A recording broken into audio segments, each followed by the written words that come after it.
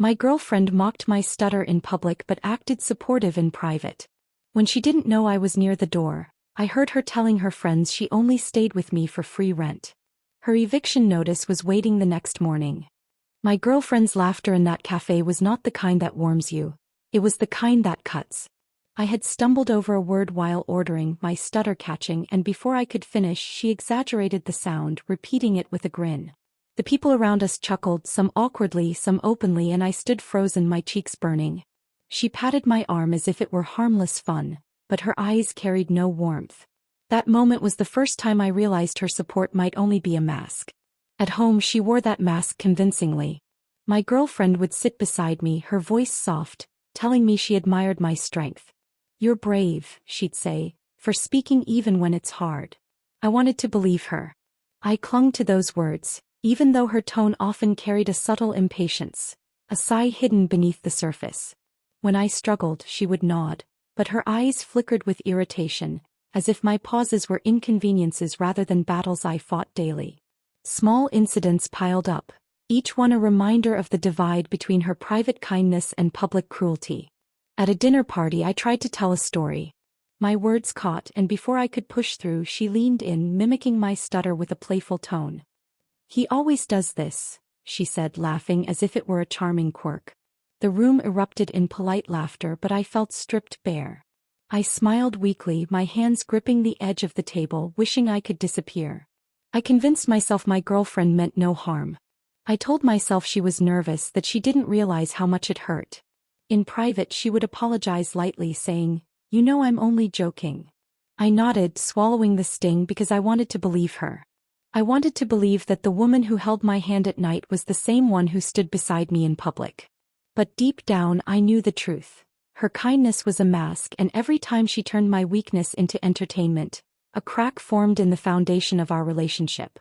The tension grew inside me. I began avoiding speaking in groups, letting her answer questions, staying quiet when friends gathered. I feared her ridicule more than the stutter itself. At home she continued to play the role of the supportive partner, smiling, encouraging, telling me she was proud. But I felt the distance widening. My silence became a shield, but it also became a prison. One evening I walked past the living room and heard her whispering on the phone.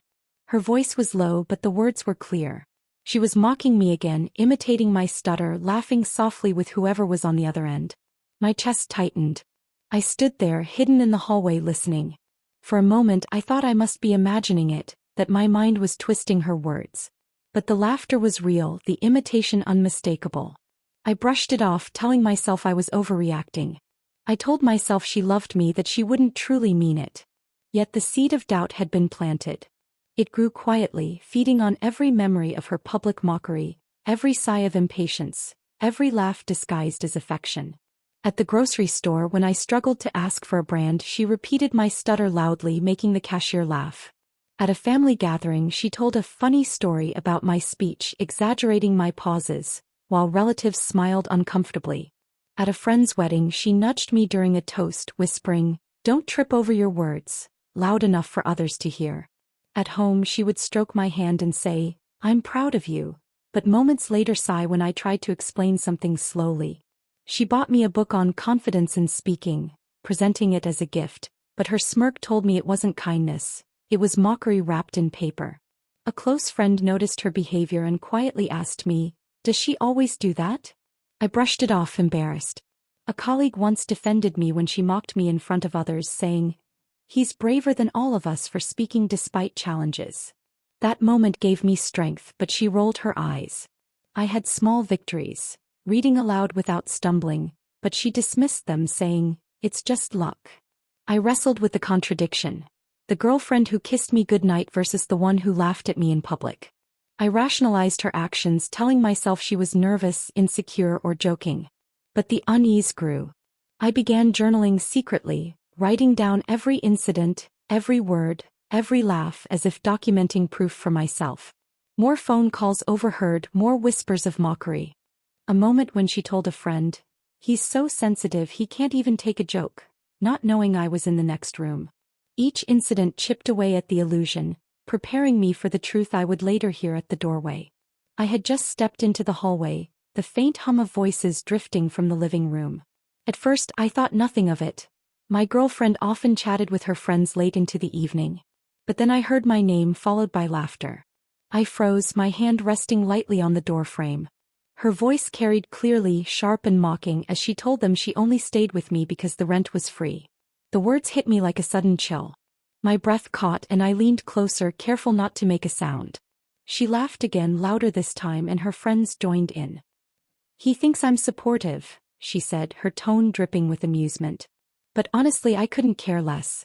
It's just easier living here." Each sentence cut deeper, stripping away the illusion I had clung to for so long. Anger surged first, hot and immediate, but it was quickly drowned by heartbreak. My chest tightened, disbelief flooding me. I had believed her private kindness, her gentle reassurances, her soft words when I struggled. Now standing near that door I realized it had all been a mask. Behind it was cruelty, selfishness, and a complete lack of respect. I stayed hidden, my back pressed against the wall, listening as the conversation unfolded. Every word was another blade. She mocked the way I spoke, imitated my stutter for her friends, and they laughed as if it were entertainment. "He's so sensitive," she added. "He can't even take a joke." My stomach churned. I wanted to burst in, to shout, to demand answers, but I couldn't move. I was paralyzed by the truth unraveling before me. Minutes felt like hours. I heard her friends ask why she didn't just leave if she felt that way. She replied casually, "Why would I? Free rent, no pressure. It's comfortable." Comfortable. That word echoed in my mind, twisting painfully. To her, I wasn't a partner. I was a convenience. Finally, I pulled myself away from the door. My steps were slow, deliberate, as if I carried a weight too heavy to bear. I walked quietly to the bedroom, my mind racing with memories. Every time she had pretended to care, every moment she had whispered encouragement, every smile she had given me, they all replayed, now exposed as manipulation. I sat on the edge of the bed, staring at the floor. My hands trembled, my heart pounding. I thought of the cafe, the dinner parties, the phone calls I had overheard. The pieces fit together now, forming a picture I had refused to see. She had never truly supported me. She had only played the role because it benefited her. The night stretched endlessly. I paced the floor, replaying her words again and again. Anger flared, but I forced it down. I knew confronting her in rage would only give her more power, more reason to dismiss me as too sensitive. Instead, I let the anger settle into something sharper, something calmer. I would not shout. I would not beg. I would respond with action, final and undeniable. At one point I stopped by the window, staring out at the quiet street. The world outside seemed so peaceful, unaware of the storm inside me. I thought of the people who had laughed at her jokes, the ones who had smiled politely while I stood humiliated. Did they know? Did they see through her mask? Or had they, like me, believed her act? I lay down eventually, but sleep never came. My mind replayed every detail. The tone of her voice, the laughter of her friends, the casual cruelty of her words. I turned over, stared at the ceiling, then sat up again, restless. The betrayal was too raw, too fresh. In the silence of that sleepless night, I made a decision.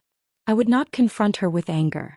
I would not give her the satisfaction of seeing me broken. Instead, I would act with calm certainty. She had revealed her truth, and I would respond with mine. By dawn, my resolve was firm. The mask had fallen and I could no longer pretend. My girlfriend had shown me who she truly was, and I would no longer allow myself to be her convenience. The morning light crept through the blinds, pale and steady, as if it knew I had made a decision that could not be undone. My body was tired from pacing through the night, but my hands were steady as I sat at the desk. I pulled out a sheet of paper, the sound of it crisp in the quiet room. With deliberate strokes, I began to write her eviction notice. Each word felt like a release, a declaration that the deception was over. I wasn't trembling, I wasn't second-guessing. I was calm, certain, and ready. When she finally woke, the house was filled with the smell of coffee. I sat at the table, the folded paper waiting in front of me. She walked in, her hair tousled, her voice casual, as if the night before had never happened. "Morning," she said, reaching for a cup. I slid the paper across the table. "Read it," I told her, my voice even. Her eyes scanned the words and I watched her face shift. First came confusion, then shock, then a flash of anger. "You can't be serious," she said, her voice rising. "You're throwing me out?" Over nothing. I didn't flinch. It's not nothing, I replied. It's betrayal. And betrayal has consequences. He tried to laugh it off, but the sound was hollow.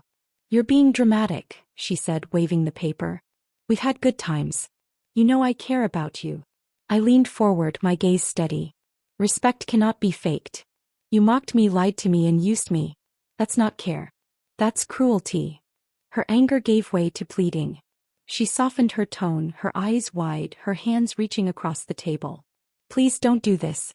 I need this place. I need you. I pulled my hand back. You don't need me. You need the rent-free comfort. And that ends today.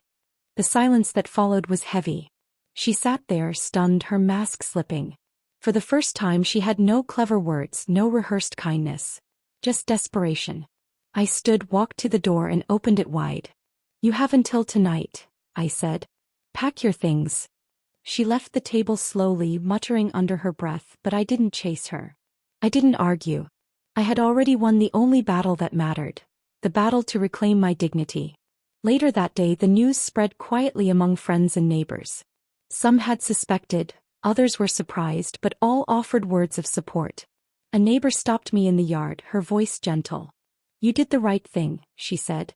No one deserves to be treated that way. A colleague called, his tone firm. You showed strength. Don't doubt yourself. Their encouragement wrapped around me like armor, giving me the strength I needed to move forward. That evening I watched her carry boxes to the car. She avoided my eyes, her face tight with resentment. I stood at the doorway, calm, steady, unshaken.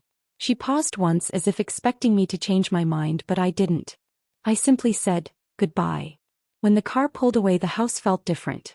Lighter. The air seemed clearer, the silence no longer heavy but peaceful. I walked through each room, touching the walls, the furniture, reclaiming the space as mine. For the first time in months I felt free. In the days that followed I returned to my routines with a new sense of purpose. I spoke more openly, even with my stutter, no longer fearing ridicule. I attended gatherings without hesitation, confident that my voice mattered. My stutter was not a weakness, it was part of me and it carried strength. The lesson was clear. Her cruelty had been the weakness, not my speech. She had tried to make me feel small, but in the end she revealed her own emptiness. Her eviction was not just from my home but from my life. And with her gone I stood taller, stronger and more dignified than ever before. That chapter closed with peace. I didn't need revenge, I didn't need anger. What I needed was freedom and I had claimed it. My liberation was quiet, steady and complete.